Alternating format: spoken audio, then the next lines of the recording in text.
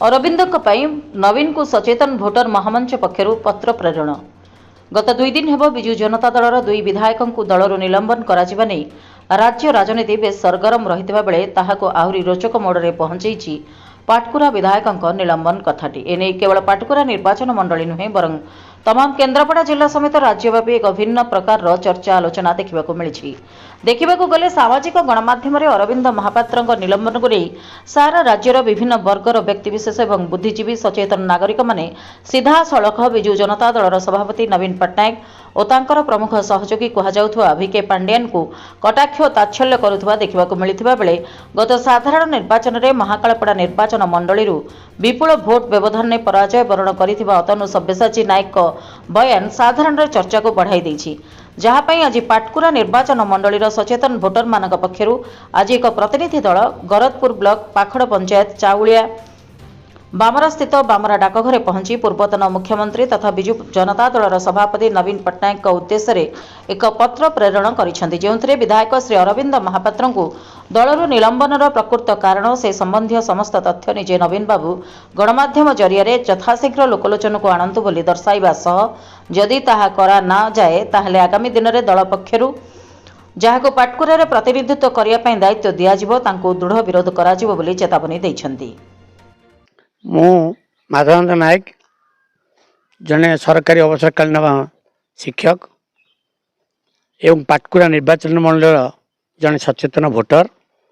आज कौन कार्यक्रम थला आज कार्यक्रम थला एथिपाई गत गुरुवार दिन आमर प्रिय विजु जनता दलर विधायक अरविंद महापात्र को जो भली भाव में कुठारघात करा दाइछि सेतिपाई आमको कष्ट देइछि बाधी तार कारण हूँ 2000 मसीह यही विजय बाबू को यही करा जाइथिला किंतु आज हठात ये भाव में गुरुवार दिन जो भाई भाव में न्यूज रे शुणिलु देखिलु जे अरविंद महापात्र को दलरू निलंबन करा जाइछि। कारण आम एपर्यंत खोजिकी पाऊना।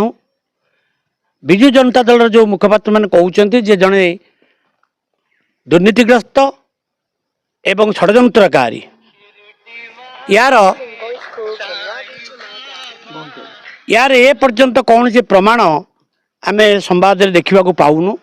सबू संवाद सरबराह आम देखुचु, टीवी रे देखुचु, दूरदर्शन रे देखुचु, किंतु जो मैंने यही भाव में विभिन्न संवादपत्र को जनाऊँच तार प्रमाण कौन आम चाहूँ तार प्रमाण सह आमको टिके दूरदर्शन रे संवाद सरबराह संस्था रे आमको अवलोकन करा जाऊ।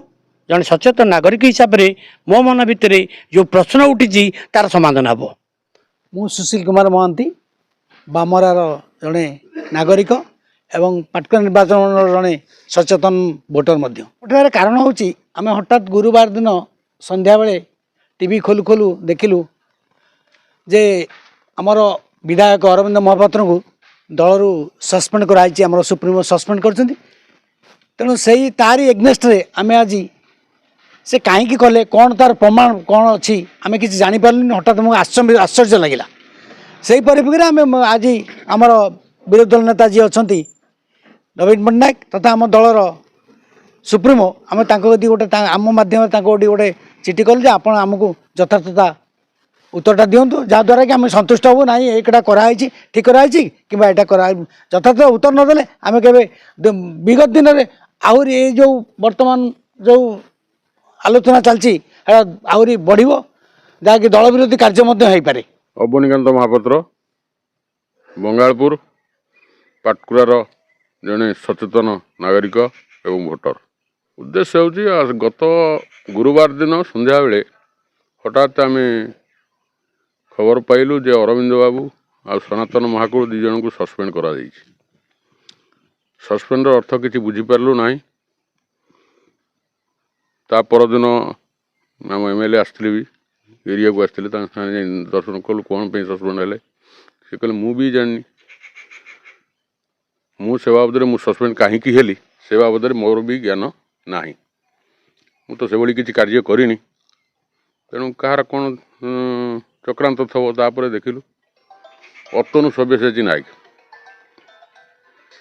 ଦଳ ବିରୋଧୀ କାର୍ଯ୍ୟ କରୁଛନ୍ତି MLA ଅରବିନ୍ଦ ମହାପାତ୍ର କରିଛନ୍ତି ବୋଲି ସେ ମନ୍ତବ୍ୟ ଦେଉଛନ୍ତି। ଦଳ ବିରୋଧୀ କାର୍ଯ୍ୟ କରିବା ଲୋକ ଅତନୁ ସବ୍ୟସାଚୀ ନାୟକ ଗତ ନିର୍ବାଚନରେ ସେ ଅରବିନ୍ଦ ମହାପାତ୍ରଙ୍କ ନିର୍ବାଚନରେ ଗୋଟାଏ ଦିନ ପୂର୍ବରୁ ଅତନୁ ବାବୁ ପାଟକୁରା ନିର୍ବାଚନ ମଣ୍ଡଳୀରେ ଅରବିନ୍ଦ ବାବୁଙ୍କୁ ହରାଇବା ପାଇଁ ବହୁତ ଚକ୍ରାନ୍ତ କରି ବହୁତ ଲୋକଙ୍କୁ ଲଗାଇ ବହୁତ ପଇସା ଖର୍ଚ୍ଚ କରି ସେଠି ପାରିନଥିଲେ। ମହାକାଳପଡ଼ା 32,000 କେତେ ମାଇନସ୍ କରିଦେଲା, ଆଉ ସେଠି ପଶିବାର ଚାନ୍ସ ନାହିଁ।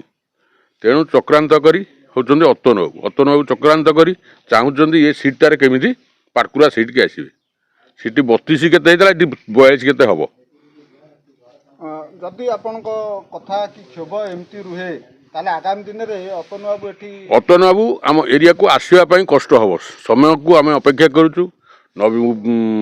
ବିଜୁ ଜନତା ଦଳ ସଭାପତି ହିସାବରେ ନବୀନ ବାବୁଙ୍କୁ ଚିଠି ଦେଉଛୁ ଯେ ଆପଣ କେଉଁଠି ଦୁର୍ନୀତି କରିବା କି ଷଡ଼ଯନ୍ତ୍ର କରିବାରେ ଲିପ୍ତ ଅଛନ୍ତି ଆମ MLA, ସେଇଟା ନବୀନ ବାବୁ ତାକୁ ମିଡ଼ିଆ ଆଗକୁ ଆସି ପ୍ରମାଣ ଦିଅନ୍ତୁ।